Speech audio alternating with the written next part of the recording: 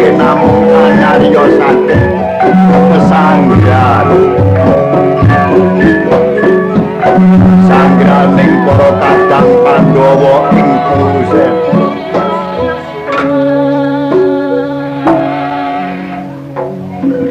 Waikada Sadi Purwamindra Rada kaping Sasrabawana. Waikwadah eka sawiji dasa 10 purwa wiwitan. Mindermu beng sasra 1000 bawana jagat sato iku. Nadyan pesanggrahan kemawon pesanggrahaning para Pandhawa ing Tegal Kurukshetra. Boten kirang ingkang amrupakaken kita nanging upama ngupaya satus mboten angsal kali senadyan jangkep 1000 tan badhe antuk sedasa menawi wonten padunungan kados dening ing pesanggrahaning para kadang-kadang Pandhawa. Wukir pasir roh benawi wukir gunung pasir wedi roh rawa benawi bengawan. Tingal raharja kahananing pesanggrahan ing Tegal Kurukshetra dinunungan sagung para kadang Pandhawa. Duk rikala prang Bratayuda Jaya binangun.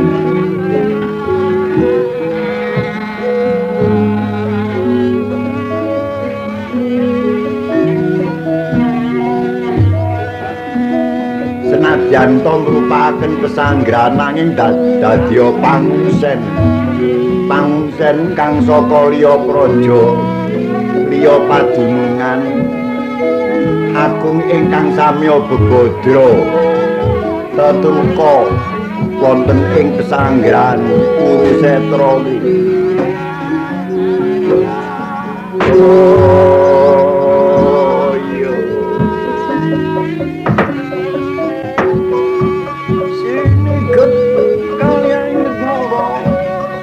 pengang mengkudawa beklakon sanggrahan ana Pratekasa Danawa rambataning pangogo prasmening widodari ana endanging priyayi wadon Sundara paring nama gandang ingkang paring dhuwur.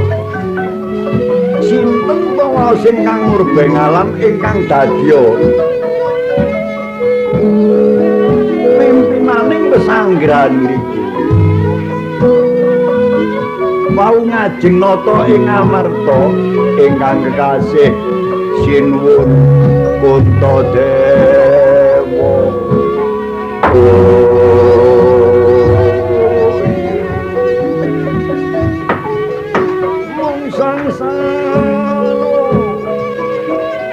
Kadya Sang Kuntadewa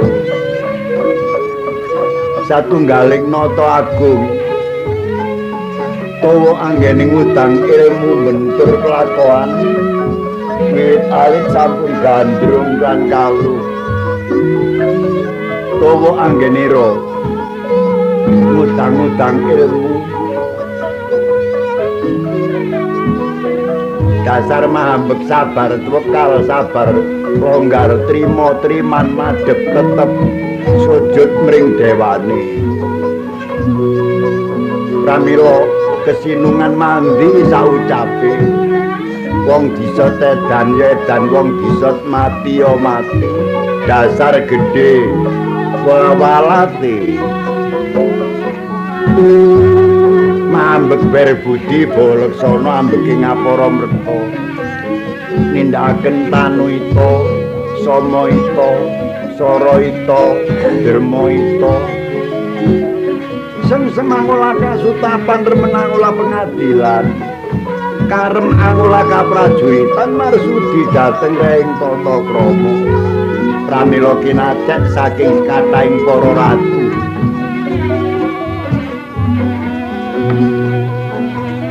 dasar ratu ingkang miguna angaguna datanate ngendhek gunaning janma liyan senadyan tumindaking adil manut serananing wis siasat mboten atos bau kapine senadyan warga Sentana menawi kalepatan pinidana samruwate tanpa wega-wegih tur nindakno dana ndendha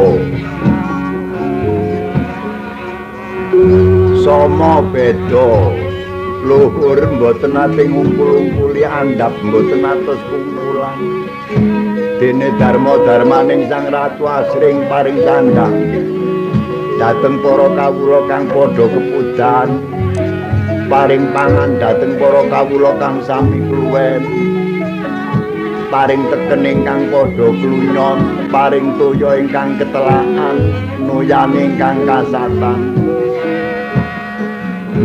paring obor ingkang kepetengen ngayomi kang kepanasan mayungi kang kudanan madhewe ngapura kawula kang padha susah musadane kang sakit maulyaken ingkang pejah pramila kathahing para kawula warga sami ajrih asih ajrih singgih dhateng Sang Ratu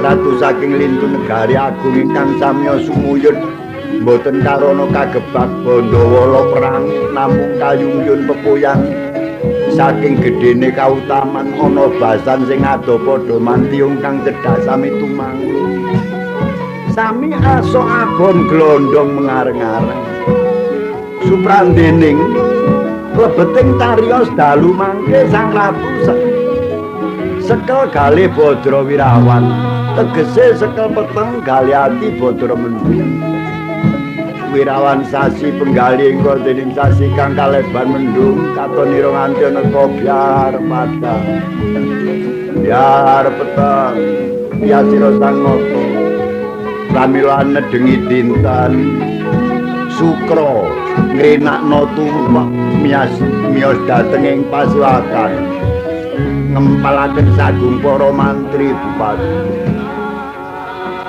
para kadang-kadang Pandhawa ingkang nglempah wonten ing pesanggraning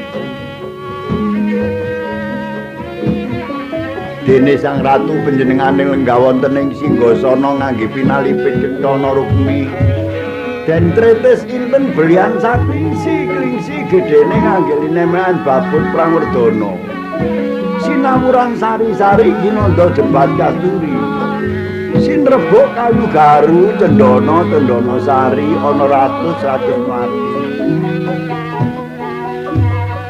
kumun duku sing ratus nganteng kasa dolanan kaya sundul ing sesegiraning para dewa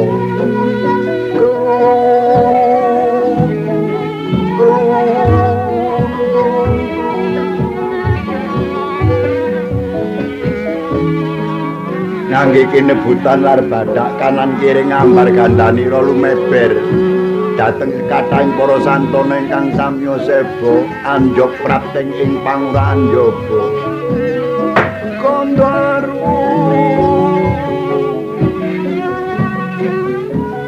kinayapan para bedhaya srimpi tari-tari kang kinarya pakurmatan sinertan para inya para nyai para cethi ana mban tanggung menanggung Jaka kloro-loro prangsuni ingkang sami mangking upacara sangsa gilapang idun kencana payung agung tunggul naga payung aruna banyak dalang arda aliku banyak dalang werta jati gluguman gruduk samya lenggah pating treplek wonten ing kanan kenging Sang Prabu ilang kamenungsane kunta yen narikala siniwaka yayah Sang Hyang Tunggal lang-lang jagat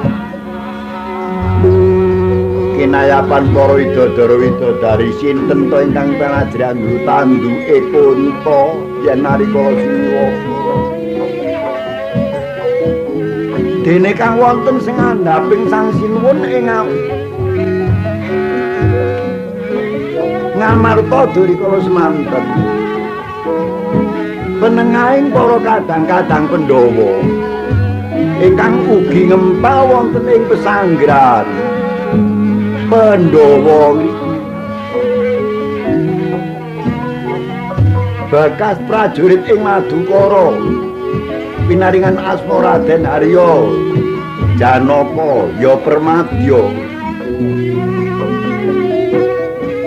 ya Caranggana Hendra Tanaya bagus ing warna krengga ing busana yayah mengkinarya sekar latining para janma ing sajroning praja Durikala Semana ingkang priya samya ngluhuraken kadibyan lan kalungitan dening para putri angluhuraken bagusing warna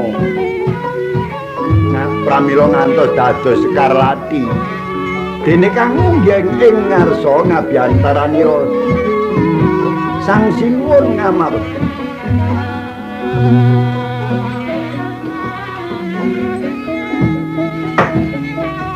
ketamuan nata ing Dwarawati Ndwaraka kekasih Sri Nalendra Bathara Kresna ya Prabu Harimurti Padmanaba Danardana Danarjaya pranyata menika ingkang sagah ngayomi sagung para kadang-kadang Pandhawa dewa ingkang ngejawantah Bathara Wisnu ingkang manjalma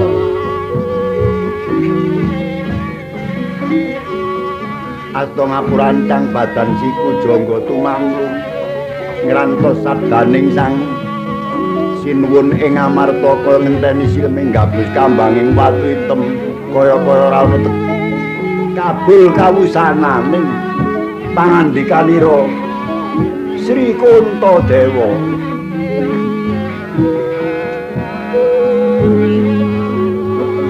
dene kang wonten pengkering Sri Kresna wau ngajeng satriya ing Jodipati utawi Hadipati ing Punggul Pawenang pinaringan asma Raden Arya Werkudara ya Wijasena kang wonten sing andhaping menika Raden Nakula lan Raden Sedewa ingkang samya ngempal wonten ing pesanggrahan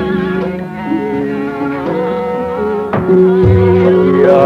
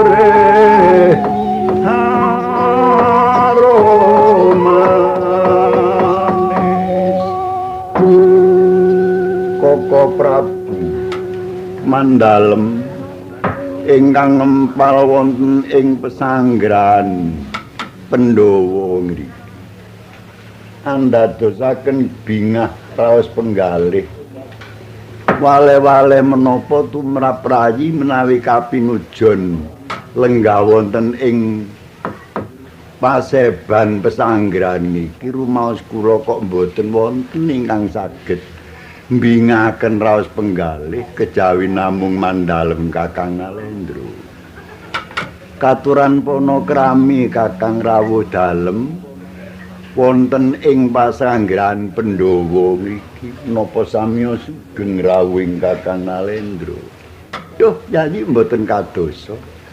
Wonten ing raka mboten wonten alangan setunggal menapa namung wilujeng ingkang wonten menika menggahing kawilujengan kala wau kula suwun kan ingkang darbe pasti mbok inggih lumebera dhateng para warga Sentana menapa dening para kadang-kadang Pandhawa mriki menika rumaosipun ingkang raka mriki. Lah dening rawuhing raka wonten ing pasik pesanggrahan ngriki menapa inggih to sami sugeng Yayi Semyaji. Kasinggihan Kakang wontenipun ingkang rayi ugi mekaten boten wonten aral menapa-menapa. Syukur Yayi, syukur. Mangon jurang. Mangon jurang. Kodek waksi dodoang malang kupung gangisen. Budal pertemuan terbang Bimogati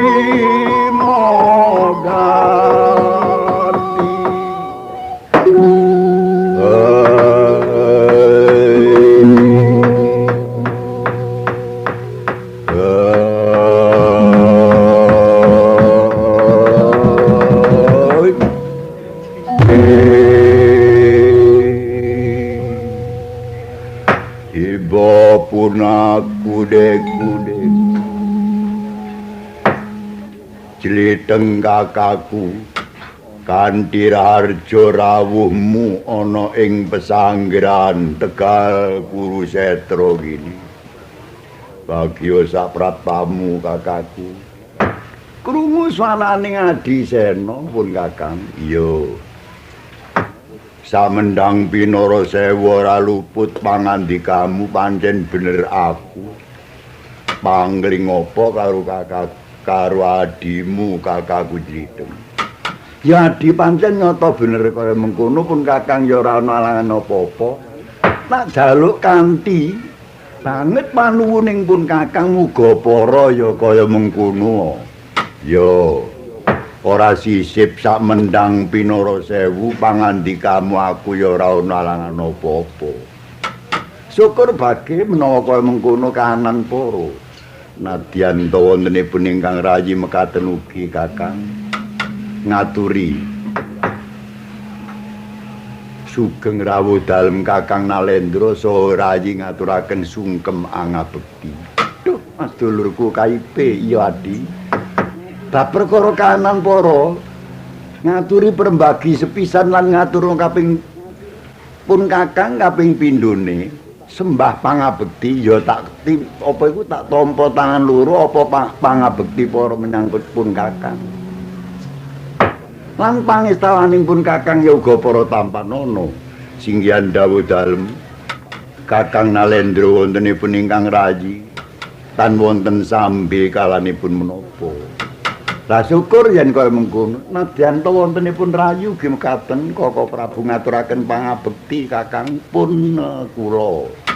Nadyan kula ugi mekaten Kaka Prabu pun sadewa ngaturaken pangabekti. Duh Mas dulurku. Nek kula karo Sedewa kembar tak tampa pangabekti para karu-karuan ora liwat pangestawanipun Kakang ya uga para tampanana. Ngene nggih kasinggihan dawuh dalem. Ngene nggih kasinggihan dawuh dalem Kaka Prabu. Dulurku kabeh padha arewe ya Adi. Pun Kakang arsa nerusaken rembak lan panjenenganing Yayi Kunto. Ya Kakangku aja nganggo rego pekewuh kasinggihan Kakang dawuh dalem Kakang Nalendra. Singgihan Kaka Prabu menapa ingkang kadhawuhaken. Singgihan Kaka Prabu menapa ingkang kadhawuhaken.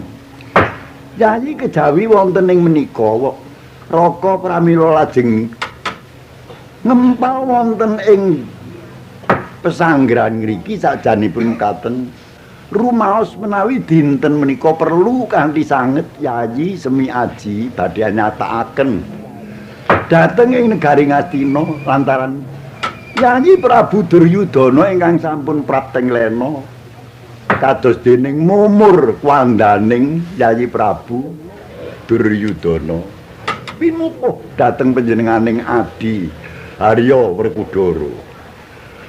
Lah menika kemawon menggawe Yayi Semi Aji kados menapa kawontenan niku. Menapa inggih lajeng ngleksantuni sumedya nyatakaken dhateng ing negari Ngastina. Menawi kawontenan menika Kakang tumrapipun ingkang rayi inggih badhe nyatakaken kelayan menapa ingkang dados kawontenaning negari Ngastina. Dening pesanggrahan sawetawis dipun tilaraken sawetawis nymanggaaken kersa dalem Kakang Nalendra.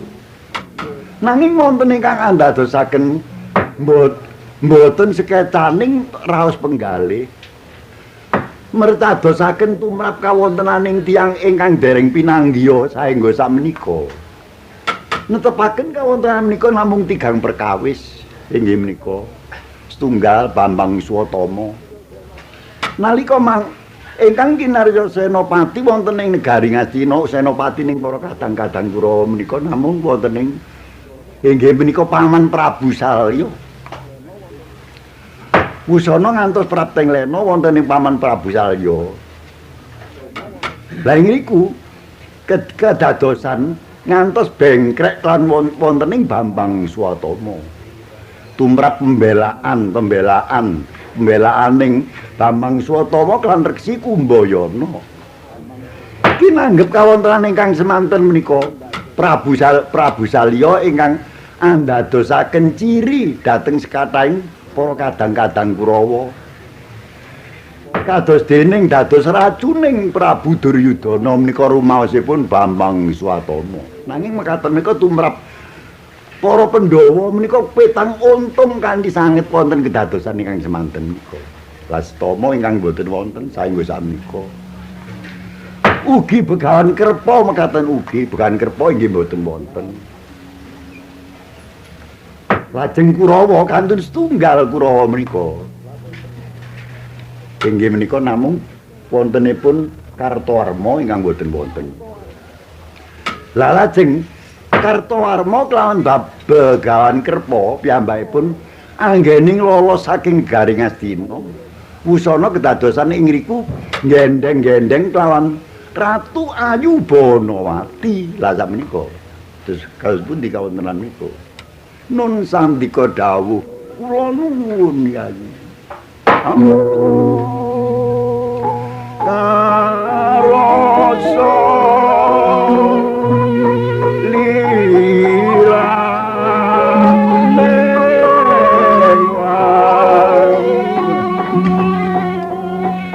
mendah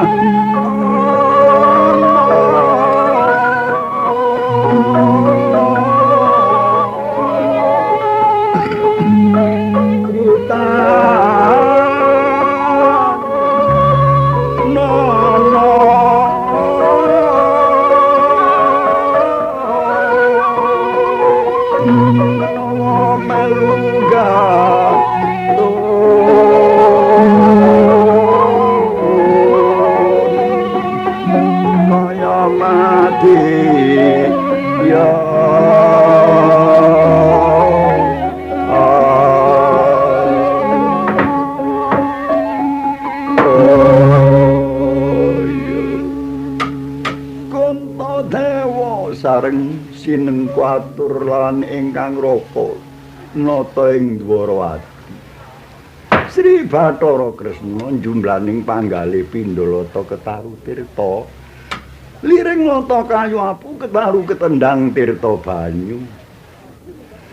Nanti kaya dening kayu apu kang tinempuh ombaking wari teka silma kambang penggali.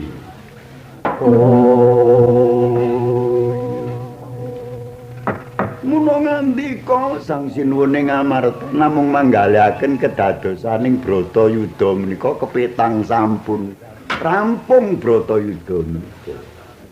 Nanging taksih wonten ingkang dadosaken boten sekecaning penggalih lantaran ingkang muntik saking pesanggrahan para kadang-kadang Kurawa ngriku namung wonten ing Bambang Swatama Arta-arma menapa dening Reksi Begahan Krepa gendeng-gendeng kelawan sang